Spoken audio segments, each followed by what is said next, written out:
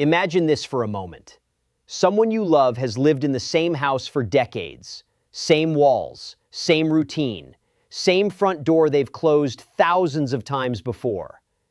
And then one night, that door closes, and they're never seen again.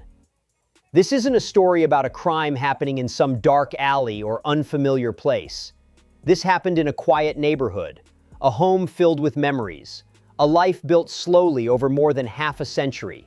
And by morning, it was as if that life had simply been erased. No phone, no car, no explanation. What makes this case even harder to process is who was left behind. A daughter whose job has always been to report the news, suddenly forced to become part of it. Not as a journalist, not as an anchor, but as a child pleading for her mother's life. This is a story about waiting, about unanswered questions, about hope colliding with fear, and about how sometimes the most terrifying mysteries don't begin with chaos or noise, but with silence and a door that never opens again. On the night of January 31st, 2026, nothing about the Guthrie home suggested that it was about to become the center of a national nightmare. It was the same quiet house it had always been, the same front door, the same porch light, the same street where neighbors had lived side by side for years without locking themselves into fear. At around 9:45 p.m., Nancy Guthrie stood at that door and said goodbye, just as she had done thousands of times before. She was 84 years old. She moved slowly. She was careful with her steps. Her life followed routines built over decades. And then the door closed behind her, and the routine ended forever. By morning, something was wrong. Nancy Guthrie had never missed Sunday service, not once in any way that people could remember. Her absence at church wasn't just noticed, it was alarming. It was the kind of detail that immediately felt heavy. When family members went to check on her, the house greeted them exactly as it should have. Her car sat in the driveway. Her wallet was still inside. Her phone was resting on the counter. Her medication she needed daily, had not been touched. Nothing looked disturbed. Nothing looked staged. Nothing looked like a woman who had chosen to leave. That's when panic stopped being quiet. By the time deputies arrived, they didn't treat this as a simple missing person case. There were no signs of confusion, no history of wandering, no reason for an elderly woman with limited mobility and a heart condition to disappear into the Arizona desert without her belongings. Investigators said it plainly. Someone had taken her. The house began telling its own story. Surveillance footage was pulled from cameras outside the home, and what it showed erased any remaining doubt. Late that night, a figure approached the front door. The person was masked, armed, moving with intention. Not a neighbor, not a relative, not someone who belonged there. The footage was grainy, but the message was clear. Nancy Guthrie had not vanished. She had been taken. Once that footage existed, everything changed. The case was escalated immediately. Search and rescue became homicide detectives. Local authorities contacted the FBI. Agents arrived in Tucson within hours. The quiet street in the Catalina foothills turned into a staging ground for law enforcement vehicles, command tents, and search teams moving in and out with grim focus. The search itself was massive. Desert terrain was combed by foot and air. Drones swept washes and canyons. Canine units followed scent trails that dissolved into nothing. Volunteers showed up in numbers, coordinated through churches and community groups, handing out flyers and searching land that stretched for miles. Every hour that passed without answers made the silence heavier. And then the story took a turn no one had prepared for. Because Nancy Guthrie wasn't just anyone.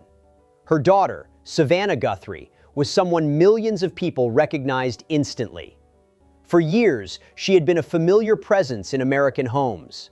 Calm, measured, professional. She was the person who delivered hard news with steady composure. The person who asked difficult questions and kept her voice level while others fell apart. Now, she was no longer reporting the story. She was living inside it. At first, the family waited quietly. They waited for phone calls that never came. They waited for some explanation that would make sense of what had happened inside that familiar house. They waited for law enforcement to call with something, anything. And then, on Monday morning, the waiting turned into dread. Emails arrived, not to the family first, but to journalists. 2 Arizona news outlets received messages containing details about Nancy Guthrie's disappearance that had never been made public. Details about what she was wearing, about the inside of her home, about the timing of the family's departure the night she vanished. This wasn't rumor or speculation. This was confirmation. The person who took her was now speaking. Those journalists did exactly what they were supposed to do. They contacted law enforcement immediately. The emails were handed over, and soon after, a second message arrived. This one sent directly to the sheriff's department, routed through encrypted servers, written by the same sender. There was no confusion about what this was. It was a ransom demand, $6 million. Not cash, not wire transfers, not anything that could be traced easily. The demand was for Bitcoin, cryptocurrency that could move across borders instantly, anonymously, and without reversal. The instructions were precise. The deadline was clear. February 9th, 2026, 5 o'clock Mountain Time. They didn't spell out the consequences. They didn't have to. For the Guthrie family, the world narrowed to a single ticking clock. They didn't debate whether the note was real. The details removed any doubt. They didn't argue about whether paying was the right decision. That question didn't matter. There was only one thing that mattered: getting their mother back. On February 4th, Savannah Guthrie stood in front of a camera in Tucson, not as a journalist, but as a daughter. She stood between her brother Cameron and her sister Annie. There was no teleprompter, no studio lights, no polished delivery. She held a single sheet of paper, and her hands shook. She didn't speak to the public. She spoke to the person who took her mother. She acknowledged the message. She said they understood. She begged for her mother's return. She talked about Nancy's age, her health, her need for medication. She described a woman who had spent her life serving her church, raising her children alone after her husband died, and living quietly in the same house for more than 5 decades. She said, clearly and without hesitation, "We will pay." The video was less than 3 minutes long. Within hours, it was everywhere. People who had watched Savannah Guthrie deliver news with perfect control for years now saw something entirely different. Her voice cracked. Her composure faltered. There was no professional distance left, and that vulnerability hit hard. Social media flooded with messages of support. Fellow journalists shared the video. Viewers prayed, posted, and waited. But not everyone responded with empathy. Some questioned the ransom note. Others debated whether paying kidnappers ever leads to a safe outcome. Experts appeared on television warning that compliance encourages future crimes. They talked about precedents and probabilities and risks. The Guthrie family ignored all of it. They raised the money. They prepared to meet the demand. And then, nothing. No response, no instructions, no confirmation that Nancy Guthrie was still alive. Meanwhile, investigators followed every lead they had. They traced emails through layers of encryption. They analyzed language patterns. They recanvassed neighborhoods. They expanded the search for surveillance footage beyond the immediate area. And eventually, they announced that someone had been taken into custody. For a moment, the country exhaled. But the relief didn't last. The man detained wasn't a criminal mastermind. He wasn't hiding. He wasn't running. He was a delivery driver named Carlos Palazuelos, stopped during a routine traffic stop nearly 60 miles south of Tucson. He was in his car with his wife and children when deputies pulled him over. He was questioned for hours. His home was searched. And then he was released without charges. Authorities said he was not a suspect. They didn't explain why his home had been searched. They didn't explain what had led them to him. And then they went quiet. As the days passed, something else happened. The public tips exploded. After the surveillance footage was released, more than 2,000 tips poured in within 24 hours. People were certain they recognized the masked figure. Gas stations, highways, grocery stores, truck stops, psychic visions, conspiracy theories, fraud attempts. Some people even tried to profit, demanding Bitcoin in exchange for information. Investigators sorted through everything, knowing that somewhere inside the noise might be the one detail that mattered. And still, February 9th came and went. The deadline passed. The money sat untouched. The kidnappers stayed silent. Nancy Guthrie had now been missing for weeks. Her medication had run out. Her captors had not confirmed she was alive. Savannah had said everything a daughter could say. She had begged. She had promised. She had stripped herself of privacy in front of millions. And now, she waited. In the neighborhood where Nancy had lived for 51 years, yellow ribbons began appearing. On mailboxes, on trees, on porch railings. A quiet signal of hope, of waiting, of refusal to accept silence as an ending. Across the country, people tied yellow ribbons to their own doors and posted photos. Churches held vigils. Strangers prayed for someone they had never met. But hope, as powerful as it is, does not answer questions. And the question hanging over everything remained the same. Where is Nancy Guthrie? And who took her? And why? As the days stretched into weeks, the silence became its own kind of torture. Not the peaceful kind. The kind that keeps you awake at night, replaying every possibility your mind can invent. For the Guthrie family, every unanswered hour felt heavier than the last. Phones stayed charged. Notifications stayed on. Every vibration sparked hope, then disappointment. The kidnappers had set a deadline, demanded millions, shaken the nation, and then vanished again. Investigators were deeply unsettled by that silence. In most ransom cases, communication is constant. Pressure is applied. Instructions are repeated. Threats escalate. Here, the opposite was happening. The people who had shown they were capable of planning, encryption, and psychological intimidation had suddenly gone quiet. That raised a question no one wanted to say out loud. Was the silence strategic, or was it final? Behind the scenes, the FBI began reevaluating everything. Behavioral analysts reviewed the wording of the ransom notes again and again. The structure suggested someone intelligent, methodical, and patient. This wasn't a panicked crime. It wasn't sloppy.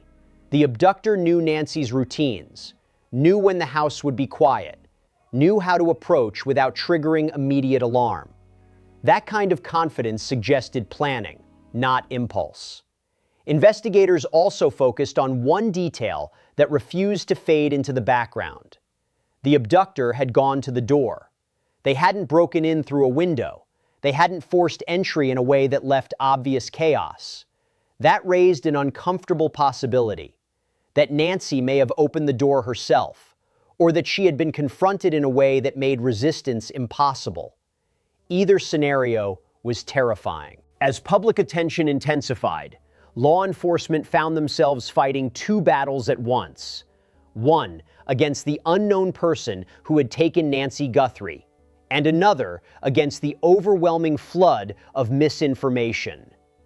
Every viral theory had consequences.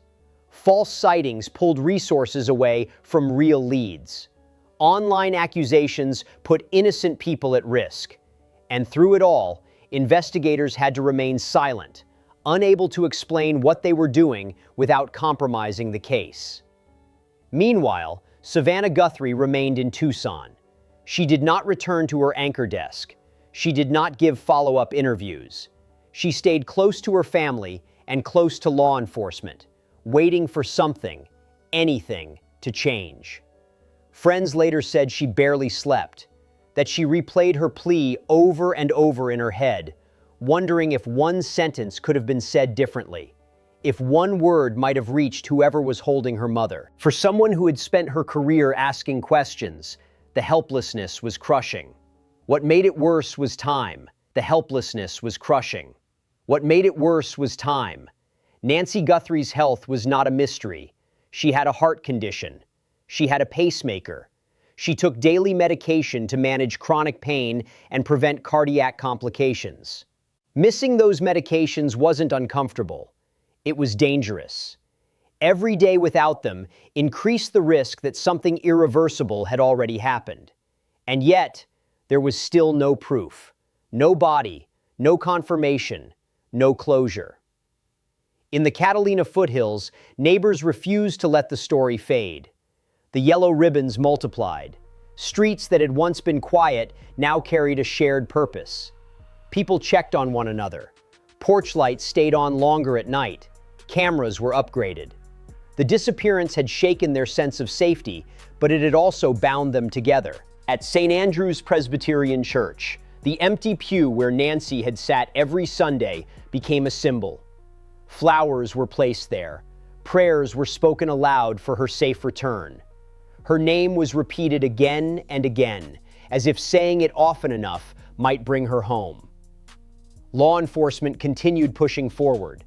Digital forensics teams traced the ransom emails as far as technology allowed.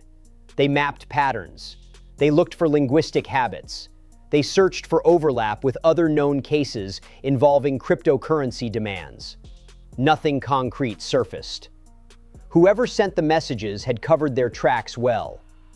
Then came the realization that shifted the investigation's tone. If the kidnappers were financially motivated, they would have followed up. If they were disorganized, they would have made mistakes. If this were a bluff, they would have escalated. But they did none of those things. That forced investigators to consider a darker possibility, that the ransom may not have been the end goal, that it may have been a distraction, or leverage, or something designed to buy time while something else happened. That theory terrified the family, because it suggested that Nancy Guthrie's disappearance might not be a transaction waiting to be completed, but a mystery already reaching its conclusion. As weeks passed, public interest began to shift the way it always does. New stories emerged. Other headlines took over. But for the Guthrie family, time had stopped. Every day without answers was not just another day, it was another loss. Savannah Guthrie eventually released a second brief statement through her representatives. It wasn't a plea this time. It wasn't addressed to the kidnappers. It was directed at the public. She thanked people for their support. She asked for continued prayers. And she made one thing clear: they had not given up. Law enforcement echoed that sentiment publicly. They insisted the investigation was active, that tips were still being reviewed, that no theory had been ruled out. But behind those words was a truth every investigator understands. Some cases change you. This was one of them. An elderly woman taken from the home she had lived in for more than half a century. A family thrust into the spotlight against their will. A ransom paid in fear, but met with silence. And a daughter known for telling the nation's stories, now waiting for her own to be resolved. Nancy Guthrie's disappearance remains unsolved. No arrests, no recovery, no clear explanation, only questions. And a front door that closed one night and never opened again. If this story stayed with you, don't just scroll past it. Like this video so it continues to reach people who may know something. Share it, because awareness is sometimes the only thing that keeps a case alive. And tell me in the comments, do you believe this was a ransom kidnapping or something far more personal? And what detail in this case troubles you the most? Because sometimes the answers don't come from investigators alone.